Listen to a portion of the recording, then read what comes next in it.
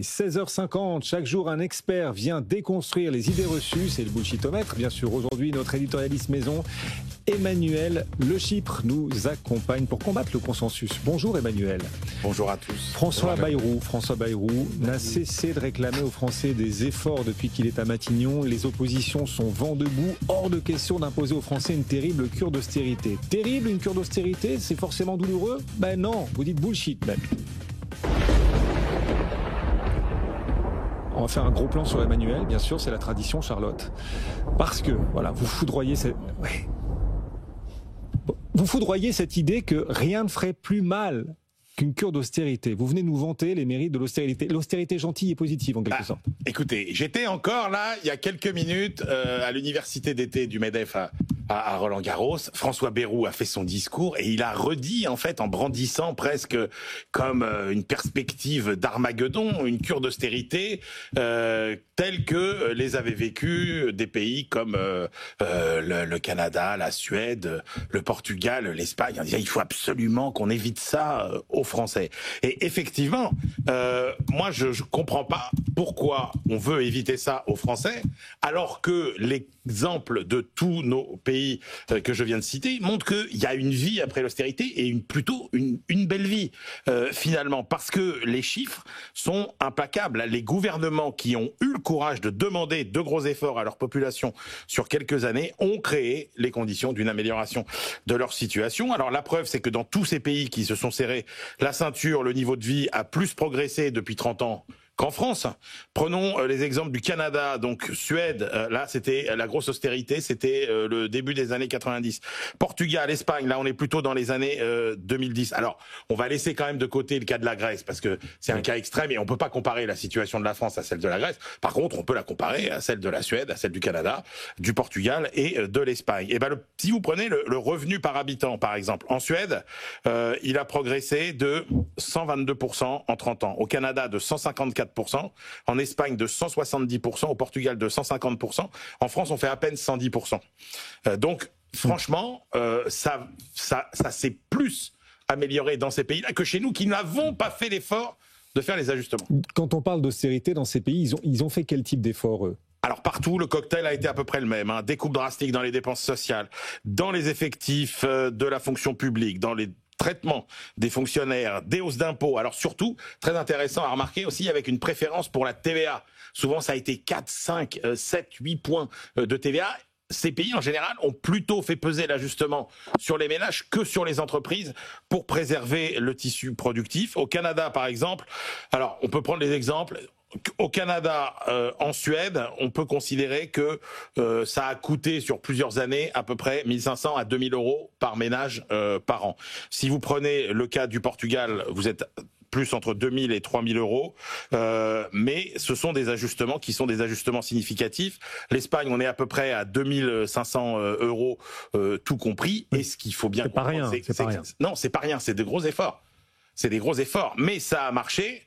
Parce que, je vous l'ai dit, le revenu par habitant a augmenté, la croissance est revenue, l'emploi est reparti, la compétitivité est revenue. Moi, le chiffre qui est peut-être le plus éloquent finalement pour montrer que il y a un rebond après les efforts, c'est l'évolution des balances commerciales de ces pays. Regardez par exemple entre 1990 et aujourd'hui. Le Portugal, en 1990, il faisait 7% de déficit commercial, 7% du PIB. Aujourd'hui, il a un excédent commercial. Prenez l'Espagne. L'Espagne, moins 4% de déficit commercial en 90, excédent de 4% aujourd'hui. Prenez la France, on est passé de quasiment 0 à moins 2.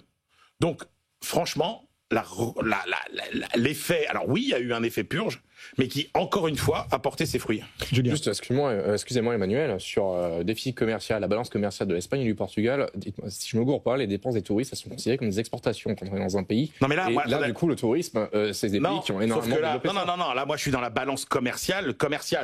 C'est pas la balance courante avec en plus les services. Et puis pardon, mais dans un pays comme la France qui est censé être la première ou la deuxième destination touristique du monde selon les années, c'est pas un argument qu'on peut prendre en compte dans la mesure. On serait un pays où il y aurait pas de touristes. Moi je veux bien, mais on est un pays qui est quand même censé aussi accueillir beaucoup de touristes. Donc franchement, c'est bien par le redressement de la compétitivité et notamment de la compétitivité industrielle. Regardez les investissements directs étrangers dans ces pays-là. J'aurais pu vous prendre cet indicateur-là aussi. Ils ont aussi beaucoup augmenté ces dernières années. Comment ces pays ont-ils eu, eux, le courage de réformer, quel que soit leur bord politique? Alors, l'OCDE, le FMI, France Stratégie ont identifié les 6 recettes du succès pour réussir des réformes. Et ces pays les ont plus ou moins mises en œuvre. Un vrai mandat électoral, c'est-à-dire avoir dit avant ce qu'on fera après, une coopération forte entre les différents niveaux d'administration, du plus local au plus national, une cohérence gouvernementale irréprochable, miser sur la simplification et le progrès technologique, éviter de faire en même temps d'autres réformes, c'est-à-dire si vous choisissez l'ajustement budgétaire, vous lancez pas dans d'autres réformes importantes, faire de la pédagogie sur le terrain sans trop avancer de chiffres, mais sans oublier, c'est très important, de mettre en avant le coût de la non-réforme. C'est-à-dire que si on ne fait pas ces efforts, combien ça va nous coûter au final? Et puis très important aussi, quand on parle des efforts, pas de remise en cause des droits acquis, on les rachète. Antoine.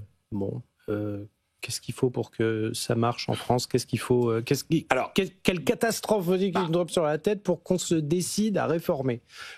Alors la France à côté, faut bien comprendre que ce qu'on a considéré comme de l'austérité en France, quand tous les partis d'opposition disent l'austérité, c'est qu'on a ralenti les hausses. Mais si vous prenez le salaire minimum, les emplois de fonctionnaires, les dépenses sociales, on a continué à les augmenter. Donc on n'a pas fait d'austérité. Moi je pense qu'il y a 2 raisons pour lesquelles on pourrait se lancer dans ce type de plan d'austérité, c'est la carotte ou le bâton.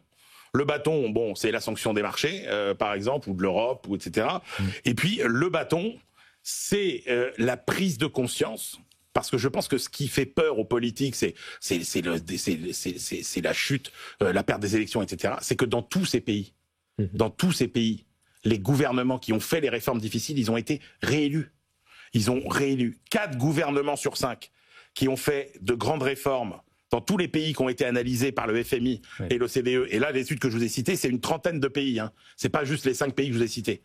Une trentaine de pays, 4 gouvernements sur 5 sont réélus. Donc vous avez envie de leur dire, allez-y, ok, serrez-nous la ceinture, mais après, et c'est ça la différence, je suis beaucoup trop long, entre les efforts et les sacrifices. Les sacrifices, ça sert à rien. Les efforts, ça sert à quelque chose après. Hymne à l'austérité positive.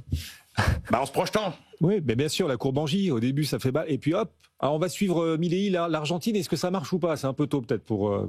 c'est encore plus... Enfin, lui, il veut carrément ultra-libéraliser. Ça va au-delà de l'austérité, l'économie argentine. On suit ça, c'est toujours intéressant.